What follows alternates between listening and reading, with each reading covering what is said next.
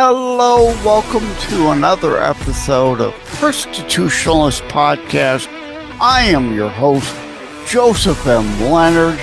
That's L-E-N-A-R-D. It looks French. It's not. It's Leonard without an O. Thank you for tuning in. As Graham Norton used to say on his show, let's get on with the show! Hello, everyone. Welcome to this video exclusive behind the scenes Disclosure Day movie review.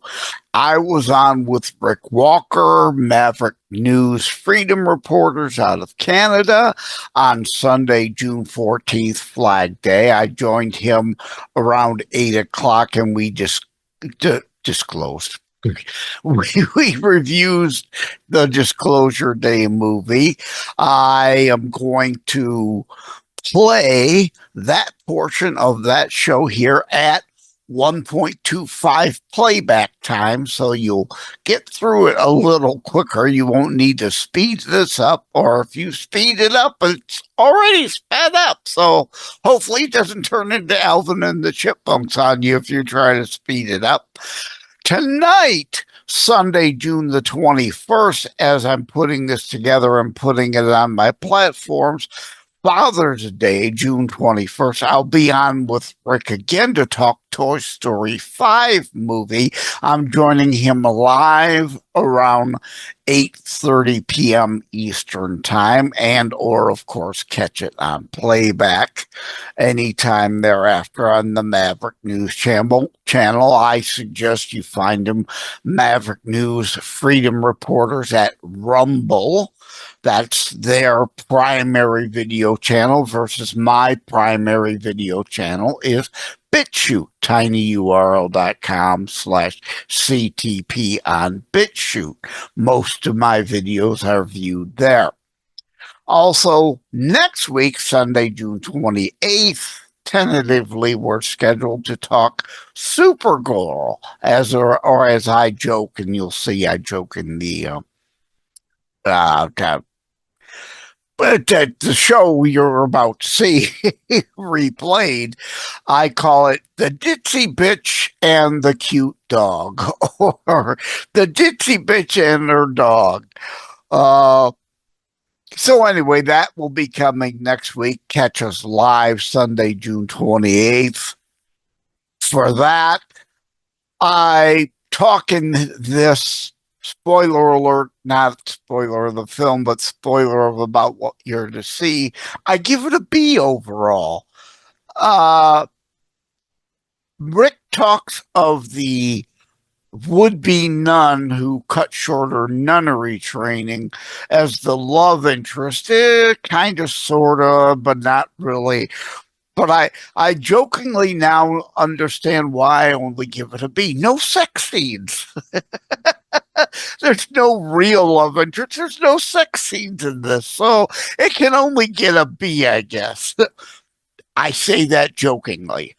I'll go into why I give it a B there. And at the end of this, I did see it in IMAX. I suggest seeing it in a regular theater. It's not worth the extra dollars for the IMAX, or I'm wearing my MJR theater shirt, the Epic Experience Theater. It's not really worth the extra $2, $3, $4, $5 for that. And on the end, I will tack on, I mentioned Evil Prevail, my tune. I will tack that on here. So, without further ado, let's get into Disclosure Day, the review, as recorded on June 14th, Flag Day, on Maverick News Freedom Reporter airwaves. Disclosure Day. Well, full disclosure. When we come back, on the other side of this, to review it with our own great friend, Joseph Leonard.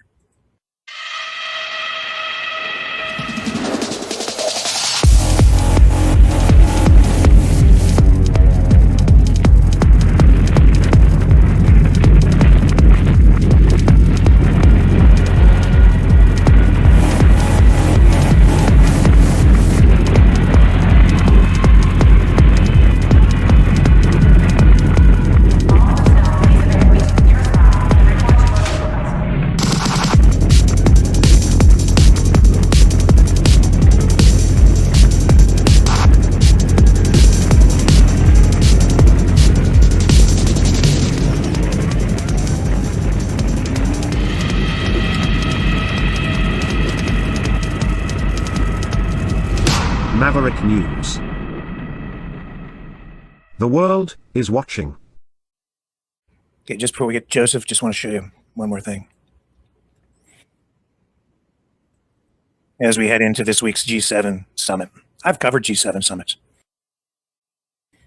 Some people, oops, here we go. Some people, we'll get this will get some people jacked up, these photons coming through these images from the G7 today, ahead of the G7, big protests, whatever.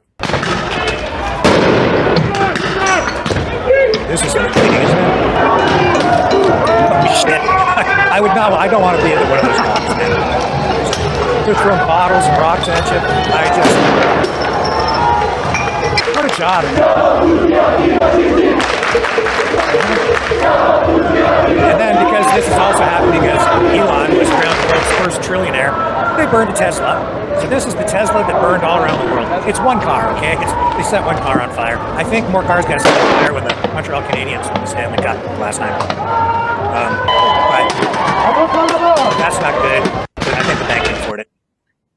I'm just trying to put it in perspective for you. It wouldn't be a G7 summit if they didn't have some of that. Okay, it's gonna be true. Okay. True, yeah. That's the state of our world today. It wouldn't be in anything. It wouldn't be a New York Knicks championship without them burning a bus. Yeah. So there you go. But I don't recommend anybody do that. You probably get in a bit of trouble. So yeah. Anyway, welcome back, my friend. Oh, and you taught me something I didn't know about your Circus Carney leader there. I wonder what his wife thinks about him going bi and engaging in bilateral movements. Well, you know me, I can't pass the lame pun. So anyway, but okay. Well, I don't think Mark Carney himself is bisexual. I've seen no evidence of that. But he nor have I, but I can't pass the joke. But Canada has been engaged with many countries in the last, since he came to office, and we have deals now with real deals. With I think it's over 20 different countries now. So things are shifting. That's for sure. Taking time, but I hope things smooth out with the way everything is being dealt with on the U.S. side too, because it's just a lot simpler. And I just don't think any of it makes any damn sense. But yeah, friends shouldn't be fighting like this. Not that we're fighting. We're just getting whatever. I just wanted to end it. Put them up. Put them up. I don't know. You might be wise to keep that Gordie Howe Bridge closed because you never know. We might be coming over there and infecting you with our Canuckistanian ideas and too much maple syrup. Yeah. We'll see where it goes. But you saw the movie Disclosure Day. Yeah, I saw it Thursday night, first showings.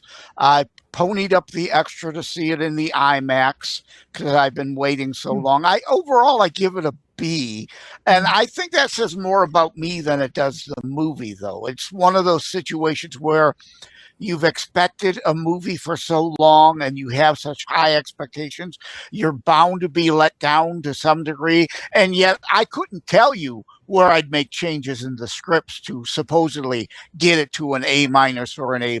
So I think it's just more the general overly high expectations thing. They can't possibly meet them. Okay. So I'm actually glad that, I'm doing this with you, because Steven Spielberg, who produced the movie, obviously directed it, I guess, too, right? So he said this would make people question their faith. And you, of course, being a Christianist and a Christian, I don't know, did that carry any weight with you through this, or is that a way to look at it at all? Not in the least. Number one, I love the trailer. No spoiler here with the nun saying, why would God create all that space and leave it empty? And Genesis, I've said on many shows, I think I might have said it on your show before, does not say. And God created life on Terra, and only on Terra life created he. It doesn't say that. Yeah, well, I think the quote from the movie was, God created, this is a quote from Genesis, right? So how did it go? God created man as the supreme on this planet. Right, on this planet. And so the nun who stopped being a nun so she could have, be the love interest in the film. Right? Not really, but yeah. Yeah, Okay. she didn't quite get the quote right, which was she was excused from that because she stopped being a nun. She didn't complete her studies to become I guess she was a full-fledged nun. I don't know. She Well, was a as nun it and then also stopped being a says nun. in the film, yeah, spoiler alert here, as it says, the older nun talking to her, you didn't lose your faith in God, you lost it in humanity. Yeah. And I find, I would agree with that quote too.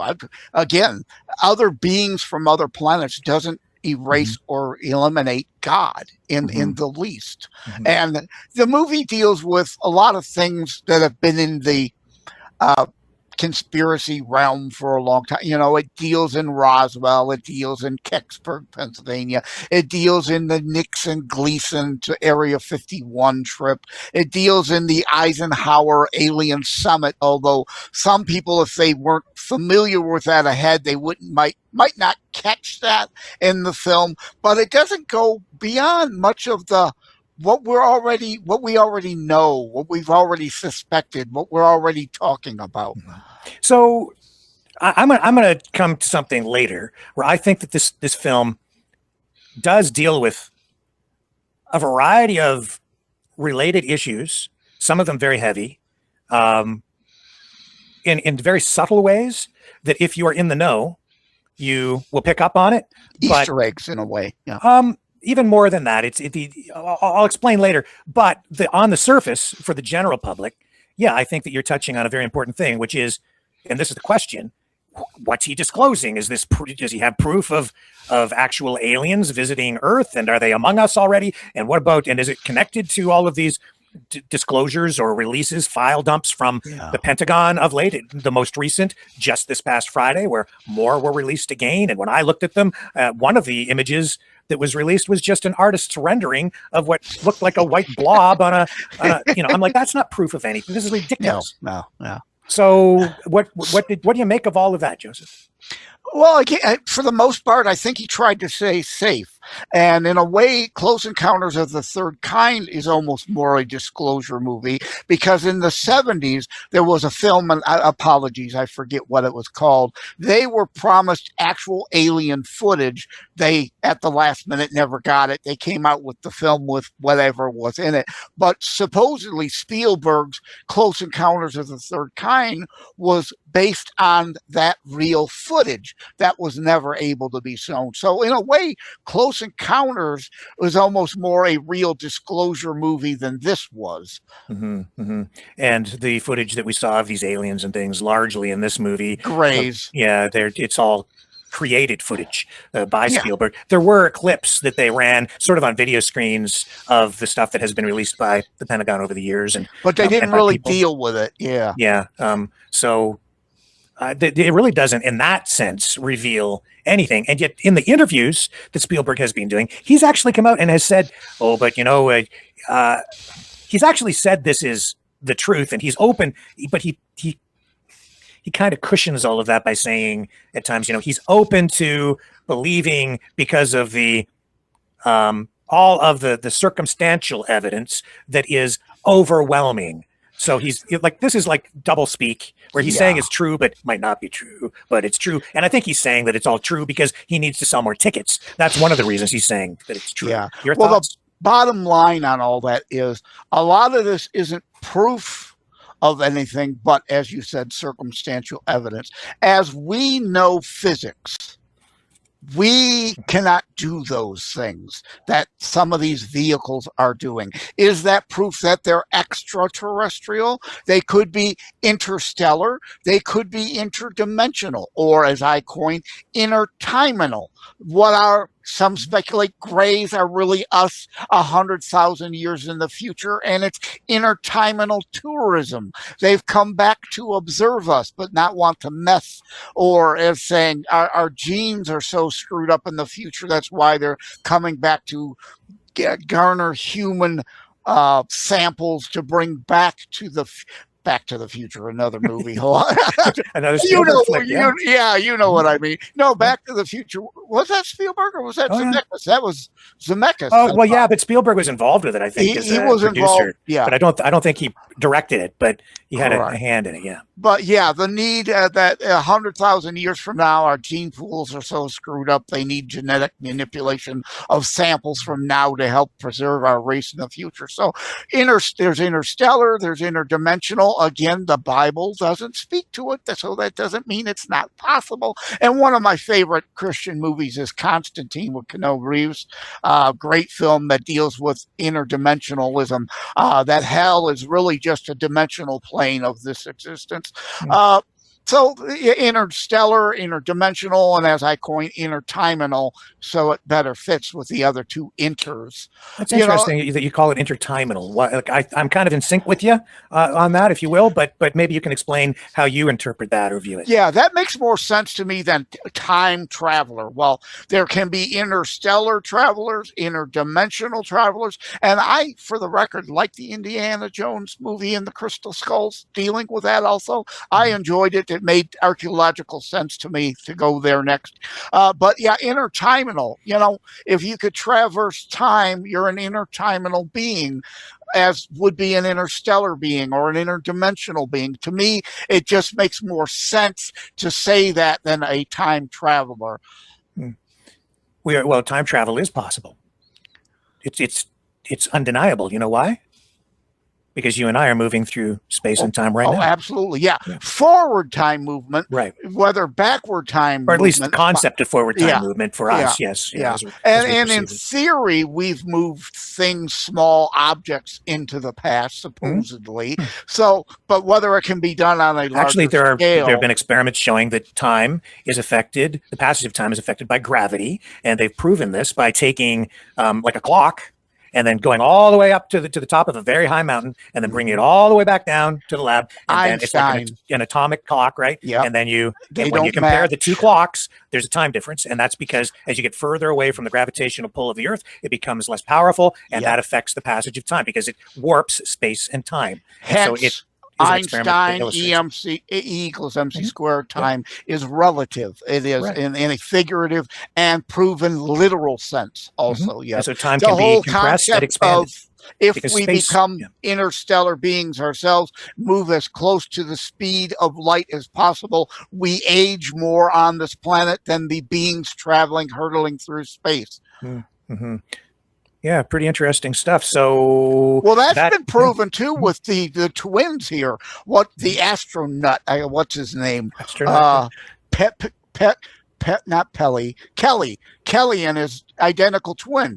They studied him gone up into space with his brother once he's come back, and indeed the aging process they theorize or they feel they can prove was different. He aged less while in space than his brother identical twin did. Well, there can be various factors of why his brother may age more on Earth than you, but in theory, again, I agree, in theory that makes sense, but us proving it over a long haul yet is a whole other thing. Yeah. So if aliens are discovered or are revealed to us, as is the case on the film, would that, people are concerned about in the film, would that undermine or erode or maybe destroy people's world's religions? Faith? It could. I've said this on my Christitutionalist podcast all the time. People who are weak in their faith. Again, God can explain aliens. Aliens do not automatically dismiss or displace God.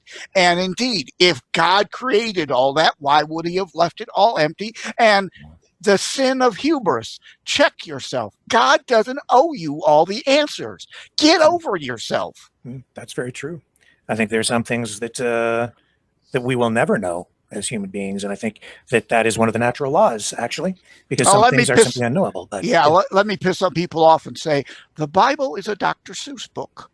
And by which I mean, we, even in our technological times, are nothing compared to the power and the entity and the what and the all-knowing that is God. We are children. Dr. Seuss book. We were given a Dr. Seuss book. Just because it says doesn't say something like reincarnation, just because it doesn't say it's not possible. Right. So that means it can be. We are but one eternal soul. It doesn't preclude additional returns in a human form to this planet. That's why I am very skeptical, to say the least, of people who try to sell us this idea that we are living in some sort of a, well, some people equate it to a video game. Some people say simulation. What they mean by that, I think is important. Like, what do they mean by a simulation? Is this, to me, if you want to talk about us living in a simulation or a matrix, I would say we live in God's matrix, because God created all of this, and this is God's matrix. And in that sense, yeah, it is a matrix. But if you're trying to tell us that it's that because way, there are other beings that are controlling us, or some guy with a joystick and a video game controller on the other side, City. Right? Like, I can't accept that at all, because I am real. I know I am, because I think I'm conscious. Those are all philosophical ideas, but I'm very certain that I am a real thing. Well, a really well-coded video game of SimCity could make artificial intelligence. Like, there's the movie Free Guy. I highly recommend that, with Ryan Reynolds. Great film. Another movie, my favorite Matrix film is The 13th Floor, from the great mind of Roland Emmerich, which brought us Stargate, Independence Day films, The Day After Tomorrow, Moonfall was a great one of late. But so if you want a Matrix film, a much more realistic one is The 13th Floor. Imagine you wearing VR goggles and downloading yourself into your Sim City, and it being AI intelligent enough that the beings in your city think they're real also, and you can interact with them. The 13th Floor is a much more believable, viable Matrix movie than the Matrix quadology is. So some people are out there saying this is, like Alex Jones saying, this is a psyop. The whole thing is just a psyop. And I'll say this. I mean, there's no question. Hollywood has always worked, to some degree with Washington, governments, right? Although today, there are even foreign governments, including China, that own big chunks of movie studios in the United States, like Sony and stuff like that. So, what's the Brandon Fraser movie about Eisenhower and pressure? They go into that, right? The lengths Hollywood helped the U.S. government and the UK to go through to create phantom armies and move them around, and they were just all blow-ups. But from the air of the time, they looked real from the reconnaissance. Now, today, with such high-definition cameras, a plane would spot those are fakes today. But then Hollywood magic was real and helped very much us to win World War II.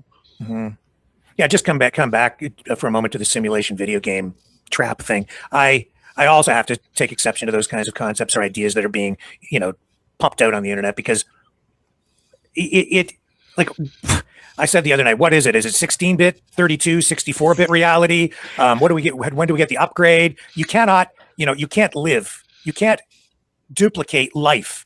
You can't get jacked into the Matrix and actually be a living being in there. Because we don't fully understand life to begin with, as you so rightly pointed out. There's a lot of hubris in that. And anybody that thinks that we're being controlled in a video game, that's very hubristic, because human beings, I think, always through history, think that we've reached sort of some pinnacle of technological sophistication. But you zoom ahead 50 years or a century into the future, and you look back at where we were 50 or 100 years ago from today, and the technology is ancient. Like, we're talking, when I was a kid, it was dial-up phones and, manual typewriters. And there were no computers per se. They were just being invented at the time. So, it's just... Well, it goes back to the movie Free Guy. I really like that. Of 8 billion people on the planet, how many then are supposed AI sentience? And 7.999 billion people are all NPCs, non-player characters. So this movie kind of deals with all of these concepts on one level or another, because they're talking about people who I think they call them experiencers, right? And so they're dealing with telepathy. They deal also to some degree with, the concept of frequency And that's why, because this is something that's kind of trending right now in there's popular a piano, culture and even the pianos on the train scene. Yes. Yeah. And so he places her hands on the strings on the piano, right? To try to calm her down. Yeah. Yep. So she can feel the frequencies of the rhythm, the tonalities, the frequency. The feel of the train. They hop a train. They're on a train, and the moving train, of course, is jostling the pianos, and the chords are playing, and feel them. And yes, you root yourself back into reality. Don't let your mind wander into all these other things that they're suggesting are real in the film, but are again above our pay grade. We're not necessarily ready for them yet, and that's the whole existential question of the movie. Are we ready to understand that? And back to the religions may fall apart. Well, I dare say only if you're weak in your faith. So these are the higher concepts that the film indulges, but it also deals with the real world that we live in, some of the political issues, I think also issues surrounding racism and even concepts of, well, I'll just leave it there for the moment, and that brings me back to the whole thing where some critics of the film, especially notable critics with big followings, people like Alex Jones, for instance, saying it's a psyop, and David Icke also saying it's a psyop. But I think there are very specific reasons why they've come out to take that position. And what's your view on them criticizing it? Not just them, but others as well. In that way. Yeah, it's not as if Alex Jones only deals in silliness. He deals in some real things to help try to root, like my historical fiction, Terror Strikes, coming soon to a city near you. It's historical fiction, or as I call it, faction. I set up real things so that the storytelling part is more believable also. Alex Jones throws out some real things so that his off-the-wall nuttiness, he likes to try to think, lends credibility to, but he's not credible. He's incredible in the real sense of the incredible word, as in lacking all credibility. So I'm going to throw something out here for you. Oh, and that's an AI image of me in the corner there too. You were saying that's Galaxy AI's interpretation of my reality too. Where is that? The one down there in the corner with the microphone? The one on the very lower right corner. Yeah, that was an actual event of me on a mic in that shirt with my name tag on, and as I do look. Well, you're all fake. It makes me look younger there, and it removes the background flags that were there and stuff like that. So yeah, I too use as my author photo that now rather than an actual image of myself. My beard is a lot less gray, as you can see in there. Yes, yeah. Oh, you look pretty sexy in that other picture. Yeah, might want to go. I won't say anything. Yeah, we don't want to go back to bilateral. Okay, so. But if I were, you'd be in the running. Okay. Well, so thank you. Thank you. I appreciate that. Oh boy. Okay. So we're going to get letters. Yeah. So psyop. A lot of people say Alex Jones is a psyop, and I could buy that actually more than I buy his bullshit as what he calls psyops.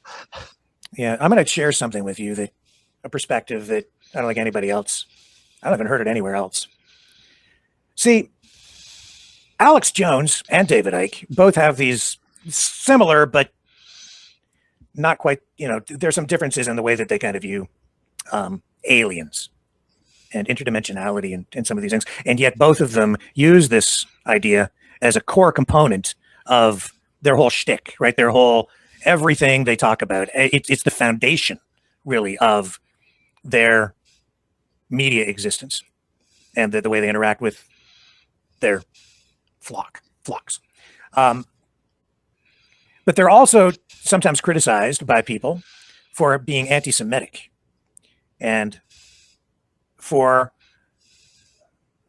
anti-Semitic is what it comes down to. And the reason being they talk, and I think maybe you're familiar with where this goes. It's because they're, especially with Icke and well, both of them really, they recycle the stories from the Protocols of the Elders of Zion, right? And so in the case of David Icke, he has been accused of replacing, like using reptilians, interdimensional reptilians or aliens as a stand-in for Jewish people and or Zionists. So, and certainly if you look at the narrative, I love that one. Oh, I'm not anti-Semitic. I'm just anti-Zionist. Oh, it's the same damn thing. Go. Yeah. So just shut up. Yeah. So, I think they do use it as a shield because I think that they are anti-Israel for sure. If not, well, depends on how the day. But even when I watched the thing with David Icke, he comes back. Like he comes right out at one point. He always says, "Oh no, when I'm talking about reptilians, I'm talking about reptilians, not Jewish people or Zionists. It's reptilians." But then in his rejection of the film, which he was interviewed and did a whole, this is just a psyop thing, and I just saw the movie on the first day that it opened in the UK. In the middle of it, he makes reference to who was it? Somebody being involved in the big one of the biggest donors, which was true, to Israel and the IDF. Okay. And so I'm like, all right, so there it is. Like it's there, it's ejected right there, even though he always denies it. And it's like, yeah, you are. Yeah. So you are. You are anti-Israel, you are anti-Zionist, you are anti-Jew. Yes, you are. Yeah. Like you can hide it, use that as a mask all you want, but that's what it's true. And whether he really believes that these are reptilians, well, yeah. It's the whole narrative is unfalsifiable by design. Right. So that it's like an unsolvable riddle, which he then uses as a shield so that no matter what he says, he can say what he wants and to get people to buy into it and view the world through that lens, guilt-free. See, it's a way to purge the shame and de-weaponize the narrative or de-weaponize the political correctness coming from the Israeli side. It's like, you can't criticize me for being a racist because I'm talking about reptilians, right? When I say reptilians, but here's the thing with the Spielberg flick. I see this, and I haven't heard anybody else say this. Spielberg is using this as a subtle yet very powerful pushback to all of that because he talks about having empathy. Icke, Jones, they don't like Spielberg. They see him as part of the evil cabal, the elite, the New World Order, part of the Hollywood group that, they don't like Spielberg because he's Jewish and they don't like his work. And they sure as hell don't want him saying that people should have empathy for the aliens. They can't have that because they need people to hate the aliens because that forms the very emotional foundation. Partial everything justification that drives what they do. Yeah. So even before the movie came out, David Icke started on about how this movie was going to be a psyop. A year beforehand, when he found out this movie was coming out, he said, this will be the year of the aliens. Yeah, okay. Yeah, that's what the government does. That's what, they plan these things out in advance. And I think in this case, the White House, the Pentagon, they've been helping Spielberg promote the film by releasing all of the stuff in conjunction. It's not a coincidence. Look over here. Don't look over here. Sure. That's always been the case with government. Right. And so before I forget, I want to point at my Is E.T. Really Here book there in the background. Please go to Amazon. Only a 99-cent Kindle exclusive. Yeah. Exactly. Shameless. But I go into these things long before this movie came out about will it destroy people's faith? Again, only if you're weak. Only if you're weak of faith. I go into in the book. Genesis does not say, and God created life on Terra and only on Terra life doesn't say that. See, so the use of aliens as a metaphor in the Icke and Jones narratives, it serves multiple purposes, but the most important purpose, in my view, is that they use the aliens as a way to dehumanize Jewish people and Zionists. So it's Jews and anybody that supports the Jews. You're all a bunch of aliens. You're as bad as an alien. Yeah. And so, this is part of what the Spielberg movie is. So he says in this film, the script says, this movie portrays this. He says, the character says, was it Noah? Is that the guy's name? Character's name? Anyway, the wisdom guy. Anyway, he's like biblical reference, of course. Yeah, so he's like these aliens present as animals. Okay? And so that's intentional because this is Spielberg saying, these people are telling you that Well, that these ties in with skinwalkers and all alien. that. So. Well, no, it's not just that. This is about dehumanizing. So the people that you're being told to hate, they're telling you they're animals.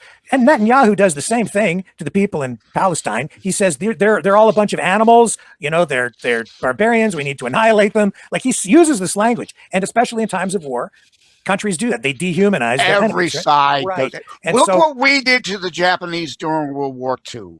The portrayal right. of Japanese, which led to FDR, a Democrat, It's rounding up dangerous stuff. people in Yeah. internment camps. It's very dangerous, because that's what leads, that gives agency, that gives permission to people to hate others and to lash out and become violent, do anything you want to these people. They're just animals. You can put them in concentration camps, you can kill them, you can do whatever you want because they're just animals. You can do whatever you want to these aliens because they're just animals. So Spielberg is saying, right, that we present as animals, but you should have empathy for everyone, which I think is a positive message, because we're all really, in one way or another, living beings and humans. And so in the film, we are animals. Right. Well, in a way, we're a human animal. We're an animal. So, but in the film, he also then takes it a step further and shows these aliens being captured, abused, experimented on, even murdered, killed, right? Over 79 years of, and so that ties in very much. Da Vinci, it goes way back to biblical times, long before that. Look at all of Da Vinci's works and others, the portrayal of craft in the sky at the times of Christ. Even. So the important thing here, though, is that Spielberg is saying, for Spielberg, the aliens become a metaphor as well, also for the Jews, for Zionists. He's saying, look at what's happened in the past. Look at what has been happening over the past 79 years.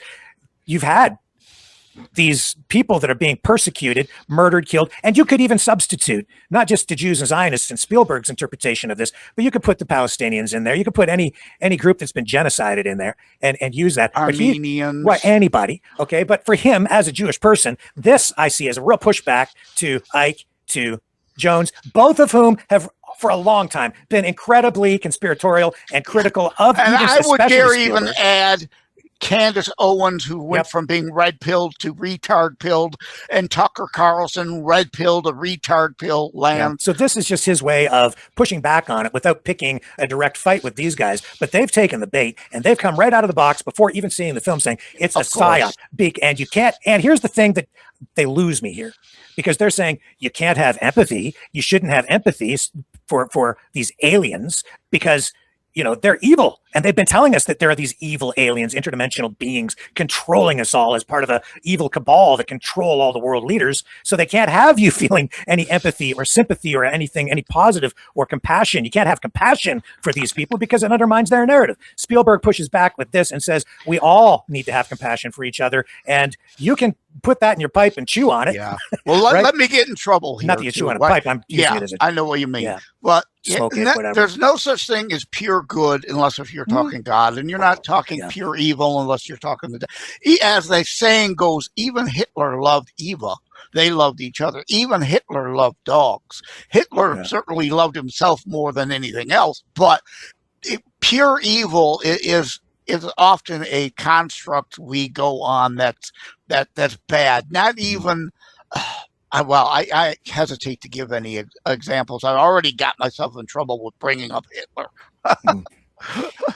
Yeah, well, it's just, and you see the history with the way they approach Spielberg when they talk about him. They, Schindler's List, critical because some schools they show Schindler's List as though it's a direct. Oh, the attack on Anne Frank is supposedly now might parts of that been over dramatized. I've certainly not seen the real diary myself. I take on faith that the portrayals are accurate of what she said in the diaries. And did she herself perhaps fictionalize a little of it to garner more sympathy? Who knows? But to deny the Holocaust is just so after GTFO. So after kind of laying that out, do you see where I've come around to that? Yeah, I can understand all that. The sub layers, the subtexts that are often in a lot of movies. Whether of course it's there. Yeah. And because play you can them up to deliver the messages to those Sure. who are open to seeing it, as Right. you said. And the overall message is meant to be one of positivity, to say, be empathetic to others, to have compassion. And Spielberg talks about that explicitly in the interviews, other cast members as well in the interviews they've done. And tellingly for me, this is why I'm certain that I'm kind of on the right track here. You see David Icke saying, no, you can't have empathy for them. And I'm like, oh man, calm down. By doing that, you're showing that he's right, that that's exactly how you feel. That's what you are. And I'm sorry, but it's blowing apart your whole story. There's empathy, and then there's two books out. There's Toxic Empathy and Suicidal Empathy. Sad just stole the idea of toxic empathy from the author who wrote it last year and released his own version calling it Suicidal Empathy. Yes, you should be emotional, you should have feelings, and you should be empathetic, but there's such a thing as overboard. Don't be so open-minded that your brain falls out, as the saying goes. So that you don't slit your wrists and, chop off your nose to spite your face. Those, of course. Yeah. You don't suicidal empathy. You don't invest your entire life trying to save someone who can't be saved because they don't want to be saved. And those trying to kill you. Right. Of course. Yeah. The Bible, right? There is it for everything. Turn. There is a season. Because as you said before, there's good and bad in everyone. And just because you might not hate someone doesn't necessarily mean they don't hate you. So you need to be aware that bigotry and prejudice works both ways, right? But it's what you choose to be and how you choose to deal with it that defines who and you are. Want to try to win hearts and minds, but indeed at the end of the day, ultimately the Iran situation, when they're chanting death to America day after day, you can't deal with a 12er cultist. It's like in my Terror Strikes Coming Soon to a City Near You book, the Om Srinyoko Christian doomsday cult, the same 12er Shiite Islamic jihadists, Gijas, as I coin them, global Islamic jihadists, interim army soldiers. There's no ability to deal with them. They're always going to lie. They're always going to cheat. They're always going to steal because they are so blinded by their anti-Semitic hate and hate for the West that the only thing you can do to prevent them from killing you is maybe killing them. You've got to put constraints on evil as best you can. Well, sometimes wars become inevitable because of blind faith or people blinded by emotions. And so we should always think, though, before we act, and certainly take emotions into account. You don't want to be devoid of emotion, love and hate too. You take it all into account. We are to love even our enemy as a Christian. That doesn't mean you necessarily tolerate anything they want to dish out your way. Jesus never said always be a sucker. Turn the other cheek means people can have a bad day. Maybe that's not their real character, that they treated you badly. Turn the other cheek. Give grace. It doesn't mean always give it. It doesn't mean that the Old Testament was erased. The death penalty still applies in certain times. It's like it's humans that have screwed this up. The Bible says, turn the swords into plowshare. That's one message. But it also says, Jesus talks about, let those who have a garment sell it to get a sword and prepare for battle. Those two don't contradict each other. They matter in context to certain times and certain places. Because there is evil out there, and there is also good, and there is darkness must be confronted. And light. And everything, here's the way I look at it. Yin and yang. And you've got darkness and light, good and evil, and we do have free choice because everything in between, we were given free will, everything in between is a mix of all of that, and we have the choice. What do we want to do when we get out of bed? And then we're turn left, turn right, within the parameters of the rules, which is the left, the right, the darkness, the light. I am what I am, but I have the ability as a human being and consciousness and self-awareness. I can make choices. And if I wanted to be, I could be the purest of the purest evil person on earth, or I could be the purest and the most enlightened enlightened and virtuous person on earth. It's a choice. But you can be, but everybody's kind of somewhere in between. That's I love how you said that. And I sent you my Is E.T. Really Here song. I should have sent you my Evil Prevail song. It goes. Did you send that? Did you send me a song? Yeah, I sent you. Is ET really here? That goes with my book. I sent it to her earlier. Maybe you could still dig that up for the end of the show. I'll go find her. Yep. But anyway, Rush, since yours is a Canadian show, Rush, Free Will, biblical song. If you choose not to decide, you still have made a choice. You must sow to reap. If you don't sow, we're all choking down the rotten fruit that the evil people choose, again, under free will given by God, to sow in our stead. Mm-hmm. Oh, there it is. I've got the file. Okay, I'll download that and get it ready to crank up for people. And that was one of the things I noticed in the movie theater where I saw it. Maybe I'm just getting old. I thought it was really loud. I was like, well, I saw it in the IMAX. imagine how loud it was. And I sat in the front row of the IMAX. It's loud, but most movies are these days, and I expect them to be. So what did you think of the effects and the IMAX experience? I don't know that it's necessary, this film, to see that, because there aren't really, like, to go back to Close Encounters of the Third Kind, that kind of degree of special effect for the IMAX to really matter. But you get that hyper quality sound, of course, in that, and it's always nice to see it on as big a screen as possible. I'll share. I don't know. I always enjoy looking at Emily Blunt. So seeing her supersized, like Attack of the 50-Foot Woman, is pretty cool. That's why I saw that. What was that? The Day After Tomorrow. Her and Cruise, Edge of Tomorrow. I mean, that movie where she was the badass in that film. I love that. That had to do with time issues. I'll see anything that has to do with time travel or intertimental travel. Intertimental. That's a good word. I like that one. We have to put that in our new dictionary. Yeah, you should. And remember where you heard it. I coined that years ago before I was even on the show in 2022 with the Irish, the Ufology Irish Society. I was on the show and I shared it with them too. And everybody that hears the term likes it. It just makes more sense. There's interstellar, there's interdimensional. So the sensible other one is intertimental. You move in and out of time. That's pretty good. I've been. I know I'm not as dumb as you thought I was, am I? Well, we'll add intertimental to a list of words that I've been collecting here. I made up a couple of words myself. Comblastulate. I made up that word a few weeks ago. Shared that with people. I've got another one that I'm going to reveal in the days ahead. I won't tell people what it is now. Anyway, but that's I think intertimental is. It just makes sense. It makes sense. It's a better word than Democrat. No, well, I've been using that word a long time too. Hashtag DUMB uppercase OCRAT lowercase. You didn't get it right. Donald Trump had to refine it. He had to remove the B. B.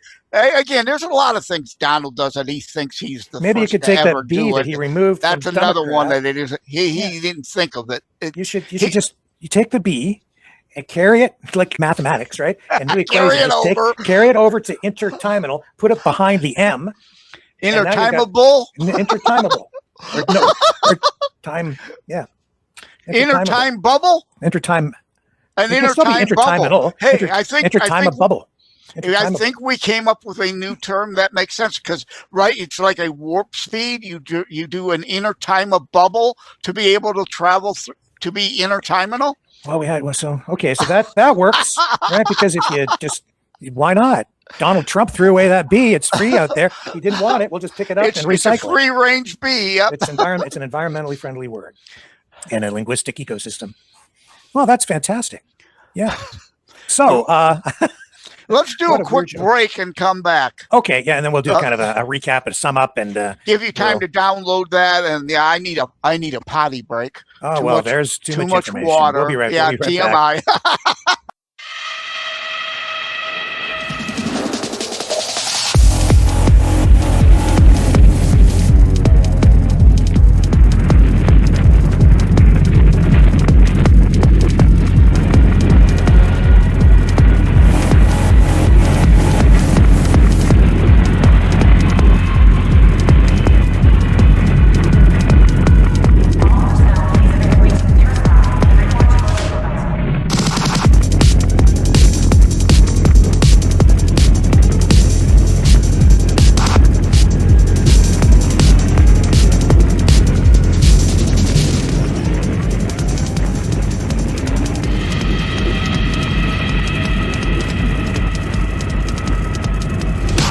Maverick News. The world is watching.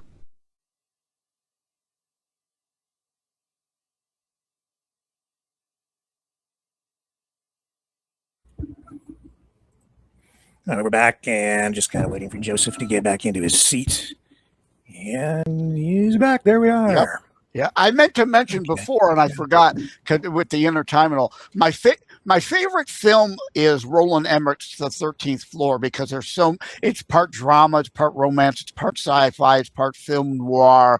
It's so many elements. But the other film of Roland, Stargate, my favorite TV series was Stargate SG-1, and my favorite episodes in there had to deal with interterminal questions. The 2001 episode, the 1969 episode, and there was another couple. And one of the movies, Continuum, had to deal with interterminal travel also. Well, that's a good word. I like that one. So that kind of brings us to the ending of the movie. And one of the things that I had to... Without too many spoilers, hopefully. We don't want to ruin it. Well, we've kind of spoiled the movie. So it's a cliffhanger ending. It is sort of. Thing. It is. It's kind of. And just a note in passing, there's a picture of the alien there. But really, they have not released many images depicting the aliens at all on social media and in the in media. A way, it's incorrect. Because we expect that the Greys are short beings. Yeah. Think of, like culturally, Japanese are culturally generally shorter peoples as beings. Well, the Greys often, as far as interstellar or interdimensional or interterminal beings, tend to be shorter. But in the film, the being that they introduce at the end is tall. Mm-hmm. And that would be the Aryans, and I don't mean Aryan as in Hitlerian sense, or Iran's name comes from Aryan. I mean they're ultra white, tall, with long gray hair, known as the Aryans, to go with the reptilians, as well as the Greys and all the other. They're potentially like a dozen different potential other beings out there. Mm-hmm. And who's to say, was indeed in Genesis the snake really a reptilian being portrayed metaphorically as a snake? Mm-hmm. Mm-hmm. Oh, God knows the answers to these questions. I don't, and I don't presume to know the difference, and I don't presume to speak for God. And all you people that have the hubris to presume to speak for God, STFU and GTFO. So here's Colin Firth. He portrays the head of Ward X, or the main guy from Ward X, who's he would be a government contractor, a company that has been hiding the truth about aliens for the government for 79 years. He's the stand-in for Bigelow. Mm-hmm. Yeah, and and then at the end, as you mentioned, they wheel in this alien, this big tall alien. Here's where the script, I think, is kind of weak. It's just that some of it just was sort of, it just seemed juvenile and too simplistic to me. So here you've got this group, this kind of rebel group that's out there trying to reveal the truth, and they've got what was the name of the dude who was like the head dude? Hugo, right? Coleman Domingo playing Hugo. But because he worked at Ward X as the director of biological assets, but then he became a defector, an advocate, and then you've got the people around him and the two main characters, Margaret and Daniel Kellner. Something happened to the Colin Firth character at some point that Hugo feels he lost his way, and that's why they became. They were abusing the aliens and killing them and experimenting on them. The loss of his wife after the death of his wife, because he just lost his. Didn't care about anything. His moral compass and his bearing. Yeah. So, but here's the thing, right? So you go through all of this stuff through the film, right? So you can get the big reveal at the end at a TV station, and this is spoiler alert. Okay, you can still watch the movie and still get a lot out of it, even though we're spoiling a little bit of it here for you. But at the end of the film, they've had this alien, this rebel group, right? They've had this alien hanging out with them. And so he makes a call, and he gets the alien down to the TV station so they can wheel him in this like plastic thing, and then they unzip it, and he comes, and here comes this big alien and a sort of it reminded me a lot of like something out of X-Men with Professor X in the wheelchair. This big old alien gets out of the chair, and it's like, my parents have like a a recliner that kind of lifts them out of the chair, right? And it lifts them up. Well, and that was a statement too. They tried to portray old and wise. Right, whatever. Yep. But here's the thing, Joseph. It's like, why didn't they just have the alien just walk down the street or something, or just go to a TV station like a long time ago? Why didn't Vortex would have killed him. Vortex would have killed him. Well, they were trying to kill him here. So, it was, and that was the whole thing through the whole thing. The whole thing through the movie was they got to get to the TV station and got these files, got to get the files to the TV station to run the videos. Yeah. Right. And they're trying to kill them so they can get the files back from the main characters, but they had the alien the whole time. You don't even need the files. If you have the alien, just wheel the alien out. Why didn't they just do that? Yeah. Well, again, you're right. You need a movie. You need a whole movie. Yeah. It just doesn't add. It's just not. And good. the thing about and you're always expected to suspend your ability of belief on the screen. Right. Like they cut the power at the power station. Okay, you would do that. You cut the generator. Of course, you would do that. So the TV screens and the cameras and the computers aren't going to all work by some magic device, Tesla style, emoting electrical current into the air. No, they require electricity to go through a plug to their components. But again, not believable, but you're supposed to be so wrapped in the film at that point that you overlook that can't happen. Well, you can transfer energy with a wire, but yes, anyway. Yes. But a wired device isn't likely to power up without flaking out. Yeah, because the power isn't being fed the way it's supposed crystal radio. You ever make a crystal radio? True. Yeah, that's You don't true. need a battery. Right. I made crystal radios when I was a kid. When I was about, 7, 8 years old, I make crystal radios. And anyway, so that's frequency, man. Just coming back to that, which gets us to the end. She says, at the end, she just says, what was the word? What was the last word in the film? Listen. Listen. So what did you take from that?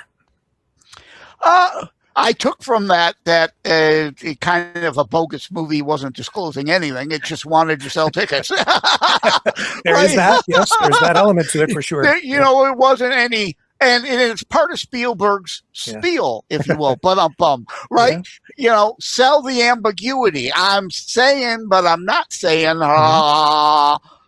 Yeah, that's true. I think it also does this. It ties into the whole empathy thing. So she's saying at the end, listen, because she's there disclosing on television at the time, but she's saying, listen. And it's just because in the interviews that I've seen with, the cast and Spielberg, they've said that at that point, the script says as much as they wanted it to say. And so the message really just is in one word, summing it up, just a single word, saying to people, listen to each other, treat each other well. We should be shouting, be open-minded, be empathetic to people. But again, not so open-minded that your brain falls out. Sure, right. But, but open discussion, dialogue. Open to other points of view. Yeah. Don't be afraid of truth. Don't be afraid of people who maybe bring you something new, foreign that you don't understand. Isn't that the scene? She's saying, don't be afraid. Right. That's right. And in coded like alien language. In alien language, in an alien dialect. Yes. Because there are some Earth tribes. That was early in the film, there are some tribes that speak in clicks. So it's not a foreign language to the planet. Yeah. And Spielberg said that when they were trying to decide what that should sound like, he didn't want it to sound scary. Right. And so that was one of the reasons why, because he didn't want to scare people. He wants people to say, hey, this is probably a real thing. And if it sounded like a Hitlerian speak in that somewhat nasty sounding German we're tone, going to eat your brains and kill all human life on planet Earth, take us to your leader so we can eat his brain too, like Plan 9 from outer space. And Spielberg's a powerful voice. He has a lot of power behind him, and he has the power of the magic shadows of cinema that he brought forth here, and he can either use it as a force for good or he could use it as a force for evil. And I'm glad that he's trying to bring a message of positivity. Others like David Icke and Alex Jones may think that he's doing people a disservice, or may claim that because they don't want people to have empathy for these alien beings, real mythical fake, whatever. They don't want you to have, Yep. you don't want you to have empathy for them. Right. They want you to hate them. I figured out why I give it a B. I've mentioned several films that are Roland Emmerich films. I really kind of wish this would have been a Roland Emmerich. Again, the mind that brought us Stargate, and Stargate as a series is going to reboot on Prime in the next couple of years. My favorite TV series. I would have liked to have seen what Roland Emmerich would have done with it rather than Spielberg, I think. No. Yeah, Not that I dislike Spielberg. I love all the Spielberg stuff too. And I think I used the wrong word. I said they want you to hate them. No, actually, more to the point, they want you to fear them. Yes, fear them. And that's why earlier in the movie, when they're sort of having this travel back in time, psychologically, mentally, maybe whatever, the two main characters, and specifically David Kellner, the guy who stole the files and was the whistleblower, he goes back in time with Margaret, the other main character, to revisit being captured by aliens, and he's afraid to look because they've blocked it out of their minds, where they'd been sort of they feared what they might remember. They were fearful of what they might recall because he's afraid of the aliens. He was deathly afraid of them, and she actually calmed him when they were kids, when they were sort of abducted or whatever. Whatever you do, don't let go. Right, don't let go. And he was afraid, but by the end of the film, of course, he was able to look directly at them, and that's why there was a foreshadow to that. I know you, don't I? Right. Which you don't know when you'll now. If you see the film now after our spoilers, you'll understand it's a foreshadow for the ending. So through the lens that I offer, there are multiple layers here of ways to look at this film. You can get a lot of other things. And why you should see it. Yes, I think it is worth seeing for those reasons. I hope that people take positivity away from it all in the end. And I hope that it also arms people with more information so they can not only speculate about what might be out there and what might be coming in the future in a positive and healthy way, but also to, I think, view the current world, the real world that we live in today, through a critical lens, but also an empathetic lens, so that we think clearly and rationally, even as we acknowledge our emotions. And another alien movie that's still out there, Hail Mary Project. Very good film. See that too if you get the chance. And the Brandon Fraser one I mentioned, Pressure, about World War II D-Day. There are a bunch of good flicks coming out, I think, that look good anyway, and including, I don't know if it's going to be good or not, but are we going to review Supergirl? I think that's up next week, or right? as I call it, the ditzy bitch and the cute dog. The dog hooked me on the first Superman flick. Yeah, absolutely. But they tried to Batman Supergirl. She's indeed this ditz, this just lazy broad, the proverbial sit around, get high and play video games kind of chick, until you mess with her dog. Like Batman. You killed his parents. Watch out now. Brought into service. You could have left well enough alone, but you didn't. Yeah, well, there are a bunch of, I think, pretty good summer flicks that are just beginning to hit the silver screen. So Joseph and I will be doing more of these through the summer I'm months. looking forward to Supergirl because of the dog. Yeah, me too. All right, introduce your tune and take us out tonight. Is E.T. Really Here? Based on my Is E.T. Really Here? A really short story available for just 99 cents on US, 99 cents, probably $1.25 in Canada on Amazon. Is E.T. Really Here? Take it away. Okay, and we have copyright permission from Joseph, so please, YouTube, don't ban my channel. I'll see you guys back here tomorrow, 7 p.m. Eastern, on the flip side.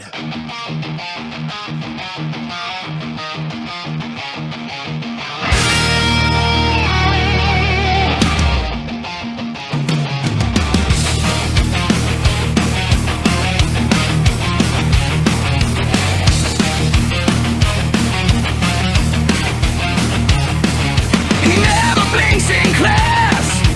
Chalk floats off the glass. Draws a circle, it looks like home, but not the one I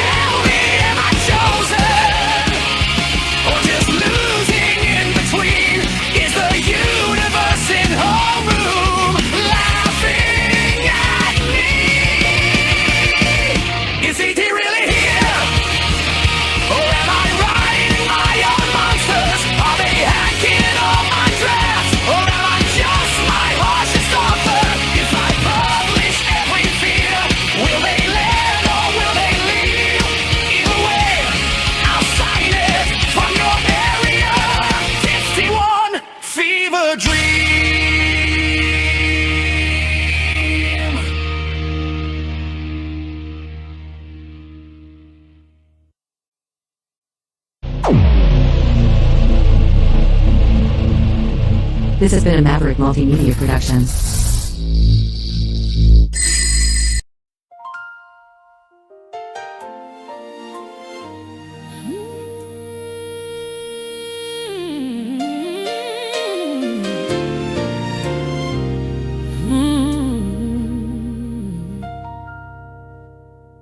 Only thing necessary for evil prevail.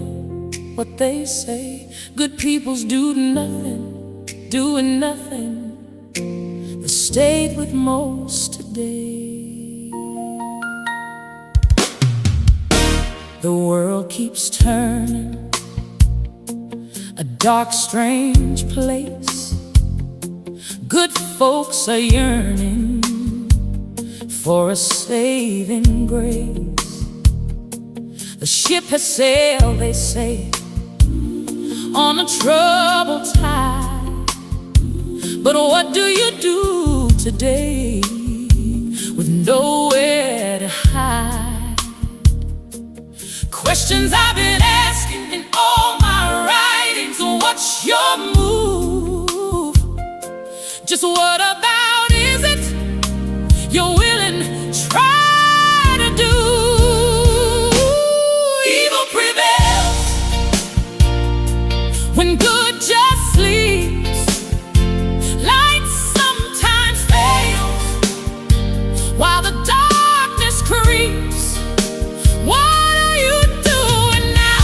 Tell me, how will you take a bow for all to see?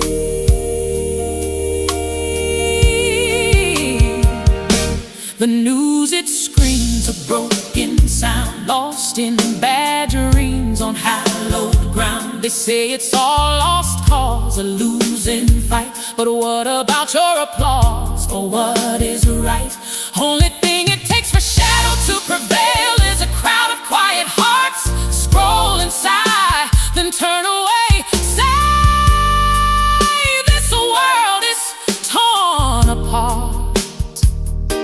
Shit's gone out past the rusted pier. We just watch it fade. On this fallen ground we're standing, still afraid to wait. So what are you doing? What are you doing now to help the light, help the light, help the light break through the doubt? Are you just waiting for someone else to move? Or will you stand, will you stand, will you stand and be the proof? Tell me, what are you doing? What are you doing?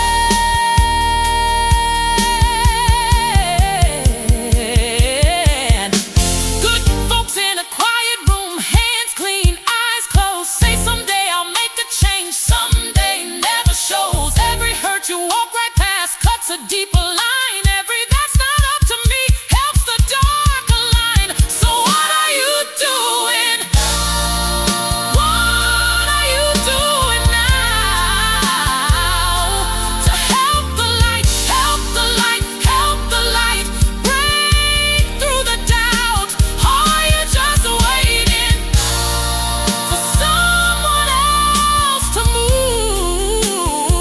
Or will you stand, will you stand, will you stand and be the proof? Tell me, what are you doing? What are you doing? What are you doing?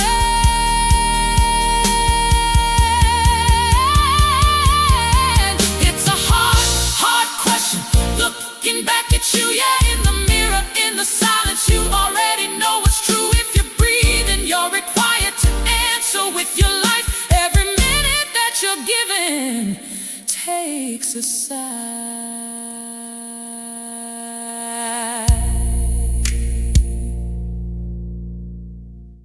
Like and subscribe to Constitutionalist Politics Podcast and share episodes. We need your help. Thank you for having tuned into another Constitutionalist podcast show. I really appreciate that you stopped by. Again, please like, share, subscribe. We need you to help spread the Constitutionalist movement. Thank you again. Take care. God bless. Love you all.